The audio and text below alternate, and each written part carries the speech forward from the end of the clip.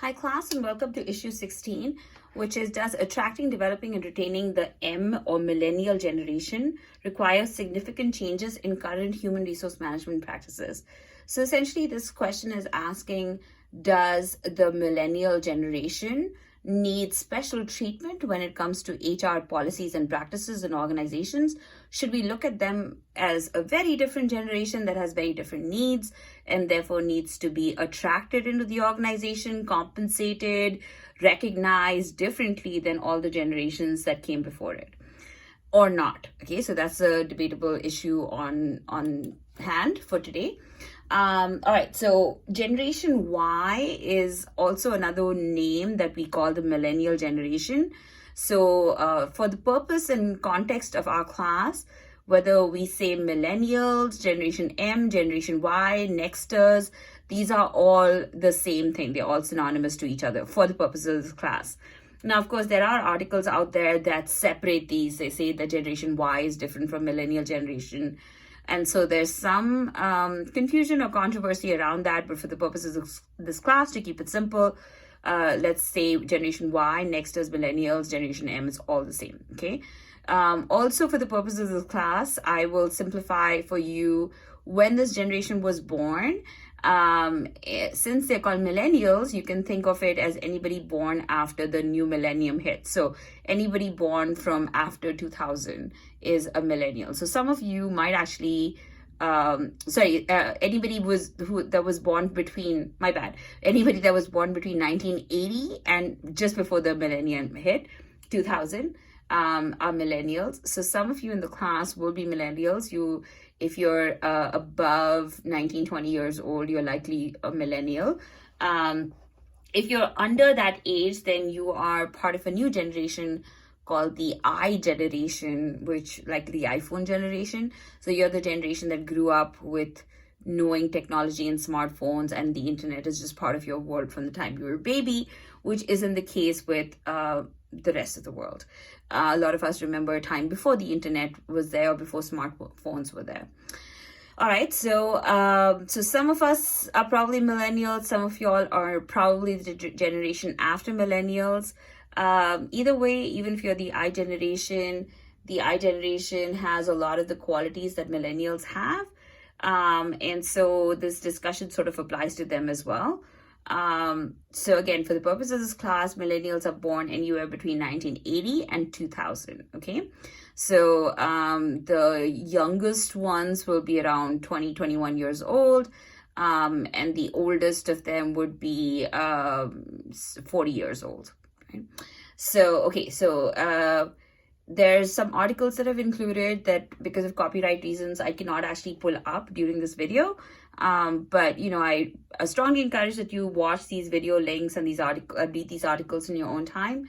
And so there's an article that talks about when each generation begins and ends. Again, that is more for just to inform you.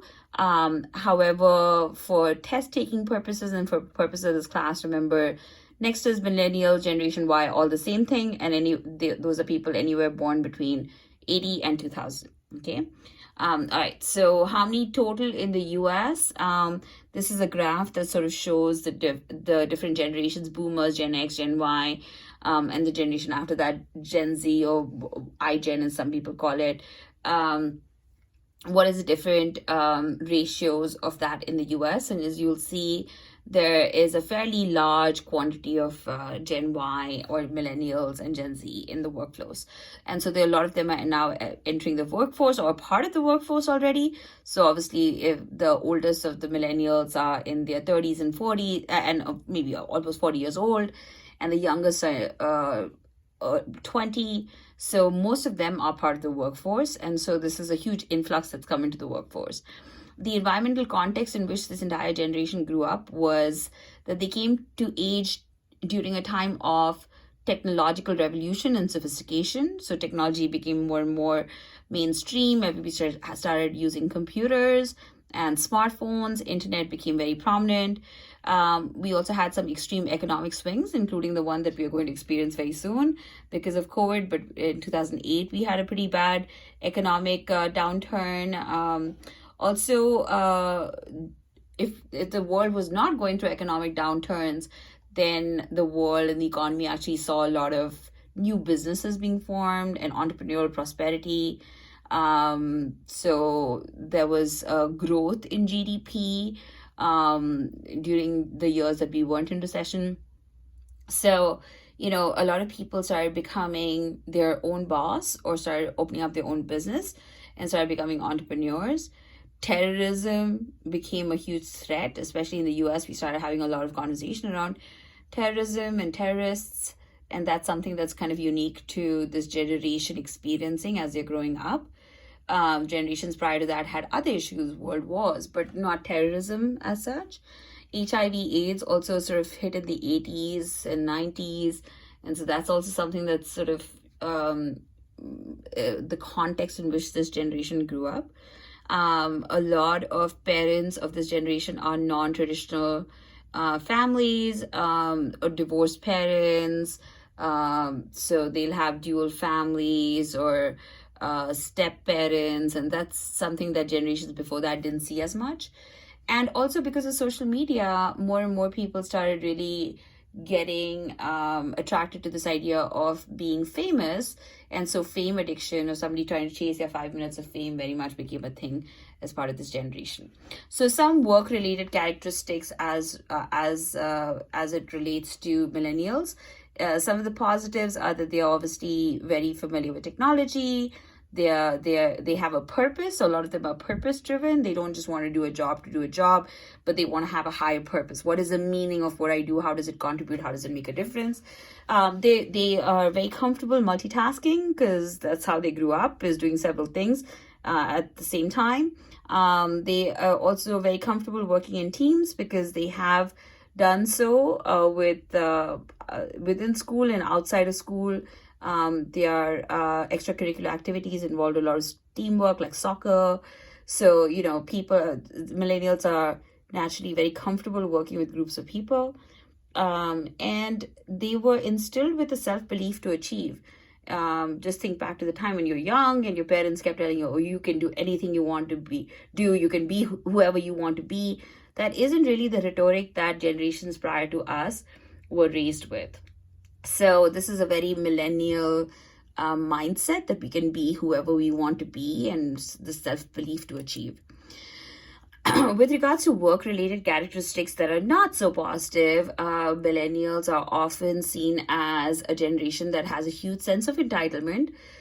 This translates like they think they are just entitled good grades, good jobs, the best life, the best partner. So we are kind of raised to seek for the best, achieve the best, never settle till you get the best. And so that kind of makes us feel like we are entitled to the best. Also, millennials tend to be outspoken. So this is a generation that was raised to be very self-confident, even if they were told fake it till you make it. And so they tend to be very outspoken. They tend to challenge authority very easily and managers very easily. The generations prior to millennials were a lot more submissive, a lot more respectful of authority. Millennials, on the other hand, tend to be a little overconfident and tend to be comfortable questioning hierarchy. I see this all the time. Within 10 years of teaching, I've seen like shifts of how students behave, and definitely colleagues of mine that have been teaching for 30 years have said time and again how much this generation is very different from the generations prior, and a lot of times they're complaining about how millennials may not have the traditional respect for hierarchy that generations prior did. Also, millennials are associated with an inability to take criticism. This makes sense if you think about the way that a lot of millennials were raised to believe in themselves no matter what, have confidence, achieve the best. And so when they actually fail and they're criticized for something, it's hard for them to process it because they weren't really raised to be resilient to failure, unfortunately. Millennials really seek a work-life balance. They don't think work is the be-all and end-all of life. They don't live to work. They want to work to be able to have a life. So they want to work to live. And also millennials want positive attention from their management, from their supervisors. They want regular appreciative feedback. They want the constant pat on the back saying you're doing a good job. So these tend to be work characteristics that are seen as negatives in Generation Y or millennials. Some other work characteristics that are negatives.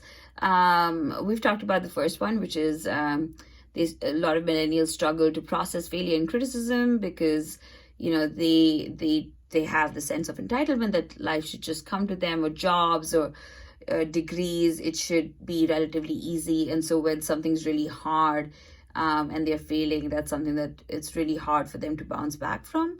They're unable to sometimes internalize the lessons, especially lessons of failure.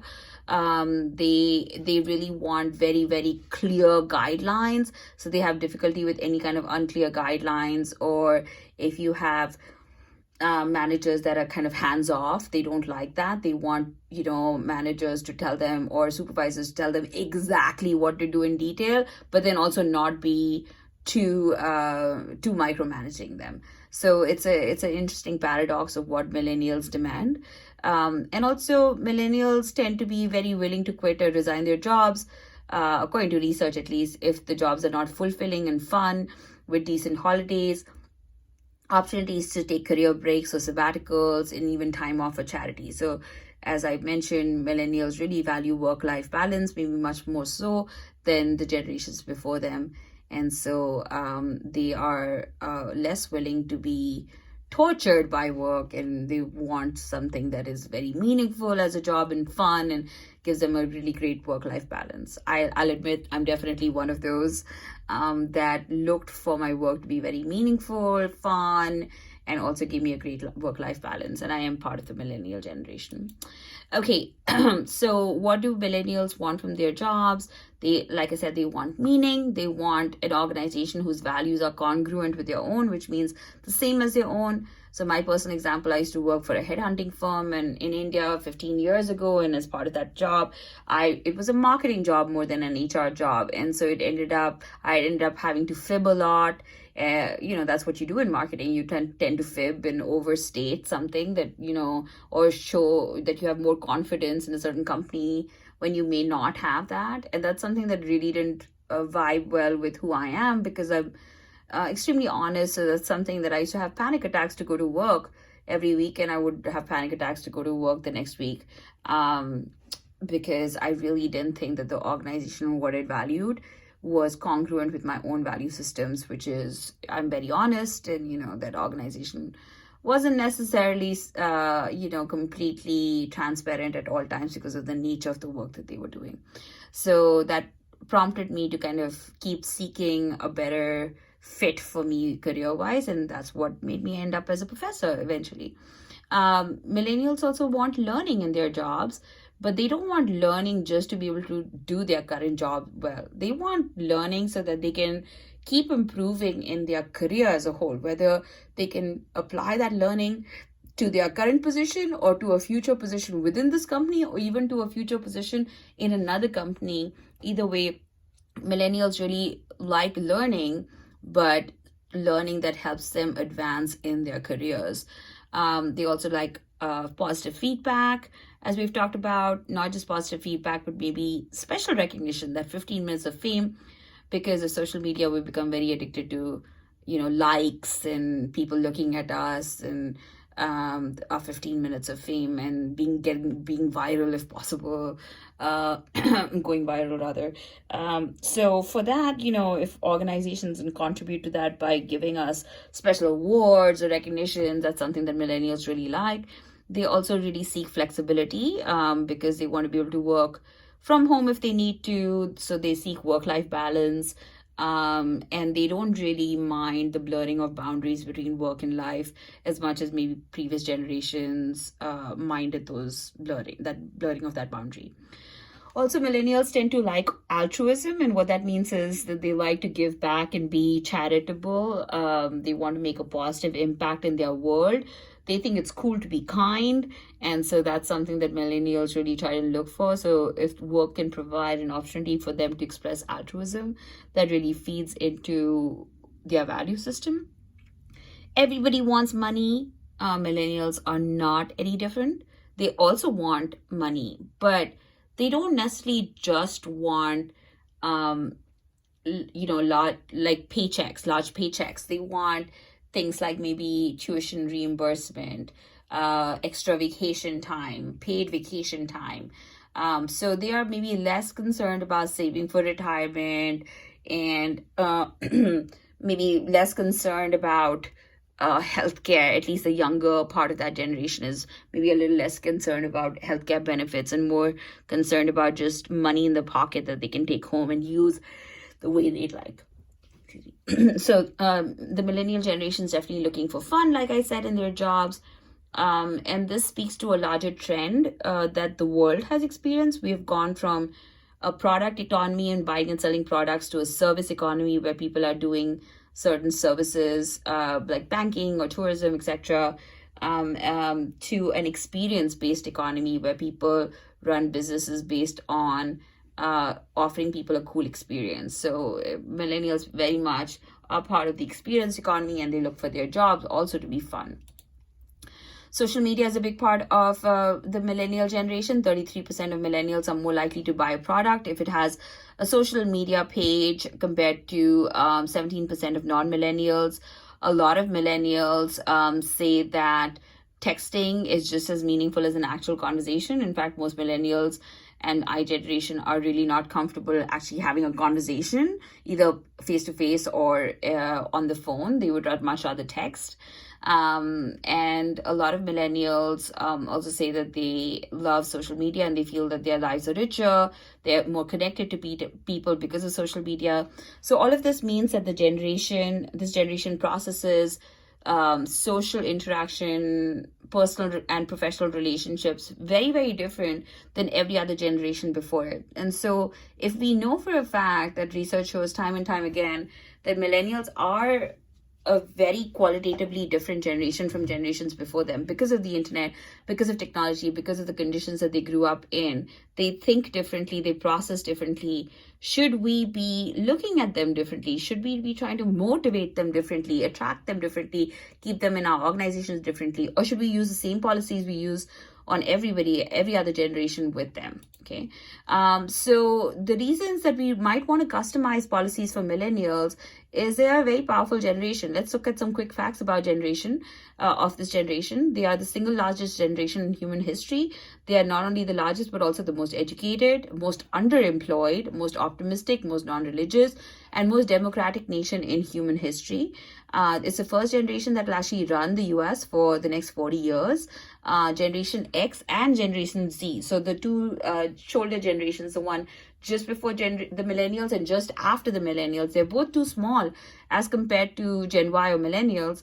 So millennials will actually remain the largest generation demographically in the US for a much longer period of time than baby boomers. And no generation in the next 4 decades will have the size and potential buying power to influence an organization more than millennials or Gen Y do. Okay. Other facts about Gen Y, they are more than any other age group in the US. They are the biggest consumer base because they are such a large generation. So the youngest of this age group are definitely forming personal consumer habits as 20-year-olds, and the oldest are having children and shaping consumer behaviors of their family. Either way, very important generation to target for marketing.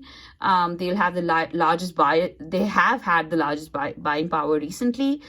These slides, as you can tell, are a little outdated, but the millennials have the largest buying power currently. Marketers therefore definitely need to focus on Generation Y, which is millennial generation, over the previous generation, Generation X. So what this means for HR is, hey, if you know you're going to sell products to this huge market of millennials and they have such huge buying power, both for shaping their family's buying power or shaping their own consumer preferences.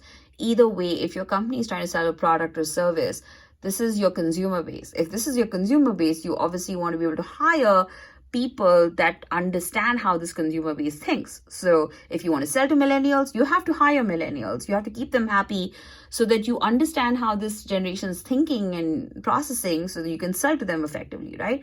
And so if you want to hire them and keep them, then you have to motivate them, and they're not going to stay motivated unless you meet their needs. And if their needs are, I want my 15 minutes of fame, I want constant attention, I want to not fail, I want to always be learning, but whether it's for my current job or the future, all of those needs, maybe HR needs to do something about meeting those. Otherwise, they will not be able to effectively hire or retain millennials, and therefore not be able to effectively sell to millennials, which is a huge demographic base to sell to. Okay, so this millennial generation will determine the outcome for the next 6 presidential elections. It was said that it would become impossible for a candidate to win an election without appealing to this generation's values.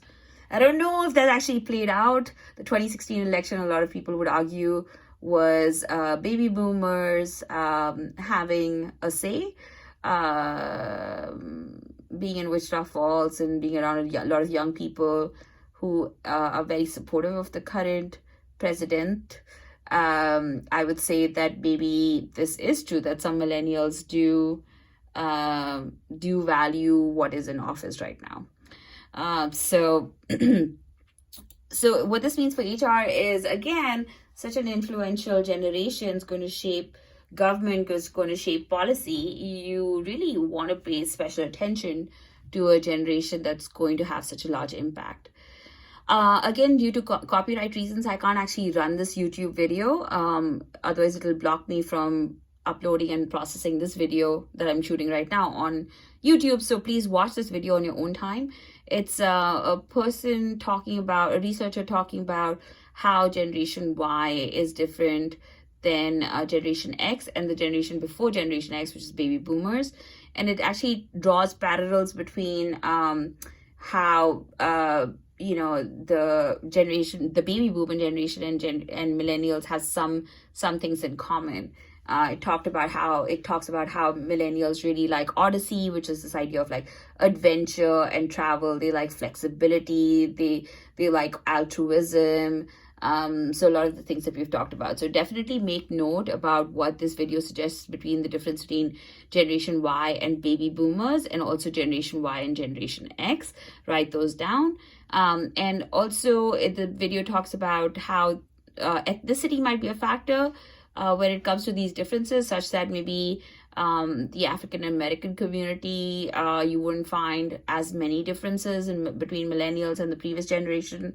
So while a lot of non-Black millennials would be okay with, let's say, Skyping and FaceTiming, it is said research, at least past research, shows that some certain races would not feel as comfortable with video chat. Okay, all right. So there's also, so on one side of this debate, we can say, hey, this is a very special generation. We should therefore treat them specially, especially with regards to HR policies, right? However, the flip side of this debate would say, why treat them differently? Because we say we care about diversity in organizations, right? So diversity is about lots of different ideas and ages and demographics coming into play, and all of them playing nice together, right? So not us treating or preferring just one over the other. And so if we say about caring about diversity, then we need to embrace it. And we shouldn't, in that case, value one generation over the other if we actually care about diversity. If HR practices is about putting your money where your mouth is. So creating HR policies that are on only one dominant generation might actually go against the values of diversity, including actually valuing different ages and age diversity. So that's one reason to maybe not treat this generation very specially. Also, when you create separate HR policies for different generations, or then you end up focusing on differences between generations versus on similarities. Yes, we are different as generations, but some things remain the same across all generations. All generations want to be seen as capable, they want to be seen as valuable. all generations want to be taken care of by the organization, want to learn and improve. This is true for every generation. So, why are we focusing on some differences versus the vast similarities that we have? Shouldn't different generations actually learn from each other rather than actually dividing different generations and treating them differently? So should we even try and customize HR for every generation, or should we just try and fit the whatever generation comes in into the organization that we have and encourage diverse conversations amongst everybody? So another assumption that we're making is, hey, millennials are very different because they don't value their jobs as much, in the sense that they're ready to quit if their job is not fun and meaningful. But is that even a valid assumption? Is that a true assumption that we're making? These values that we're associating with Generation Y, are they even accurate? Some people would say no, because the 2008 recession left the economy in a state where people did not have the luxury of saying, this job is not fun, so I'm not going to do it anymore. So millennials grew up during this time. And so even if during economic boom times, generations can be very entitled, the same can probably be said about everyone. But through economic downturns, millennials very much try and take whatever job they can, and so we're going to see what happens. This is post-COVID crisis, what's going to happen to the economy. And I doubt very much that millennials will be like, oh, this job's not good enough for me. If they have a job, they're just going to feel grateful that they have a job. So these values that we are putting on millennials and saying that they're entitled might actually not be true. Also, even if it's true that this generation struggles with processing failure because they had helicopter parents, which, if you're not familiar with that term, means parents just hover over you at all times and don't let you fall and don't let you fail, and therefore learn from failure and your mistakes, and they always want to protect you. And so if you had helicopter parents, or millennials have helicopter parents, and they end up having a hard time learning how to cope with failure and struggling through that. But if we say in HR, we're going to have to design policies so that millennials don't fail, aren't we doing them a disservice? Shouldn't we be allowing people to learn by failing and struggling? After all, this is the real world. This is not preschool, right? So we should allow them to fail. So if we were in class, I would have asked you, well, what do you guys think? Should HR practices be modified to cater to Generation Y specifically? What do you think? And what suggestions do you have for organizations to handle millennials? And typically in class, my students have come up with ideas like, we should probably have cafeteria style plans for HR. And what that means is, just like if you go to a cafeteria, you pick whatever you want to eat, and then based on what you picked, you would pay for that. When it comes to HR benefits, maybe HR can designate benefits very much based on people being able to pick whatever works for them. So if you're a millennial trying to pay back college tuition, that should be the benefit that you pick.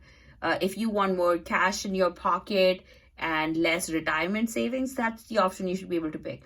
If you're 50 years old and you're close to retirement and you want most of your benefit money to go into retirement saving or healthcare, that's what you should be able to pick. So essentially, one of the suggestions that usually comes out in class discussion is this idea that we shouldn't just treat millennials, especially we should kind of look at every generation, say every generation might have different needs, and so how can we customize HR benefits and policies to every generation and make them all feel special? So that's one way of trying to address this, is the cafeteria style benefits plan.